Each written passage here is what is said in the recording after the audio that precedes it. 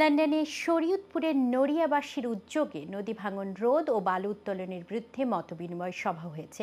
এতে নদী ভাঙনে ক্ষতিগ্রস্ত মানুষের উদ্বেগ, ক্ষোভ এবং দাবি দাওয়া তুলে ধরা হয়। জাহাঙ্গীর আলম শিকদারের রিপোর্টে দেখুন বিস্তারিত।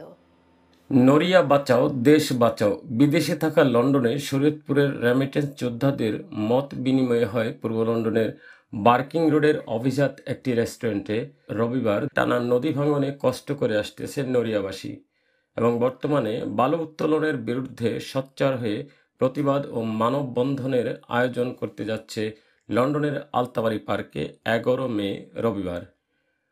ট্রেজারার দিয়ে বালু উত্তোলনে ঘরবাড়ি থাকবে না, এমনটাই ধারণা নড়িয়াবাসীর। এ সময় বক্তব্য রাখেন বীর মুক্তিযোদ্ধা আওলাদ হোসেন, ইকবাল আহমেদ, রমিজউদ্দিন ব্যাপারী, চন্নু ব্যাপারী, আক্তার হোসেন বাচ্চু ব্যাপারী, বাবুল আহমেদ রাজু।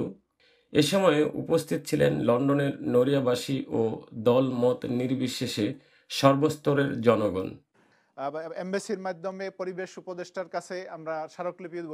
অবৈধভাবে কিছু দুষ্কৃতী চক্র যে বালি উত্তোলন করতেছে, এটাতে আমাদের বেড়িবাঁধের অনেক সমস্যা হবে।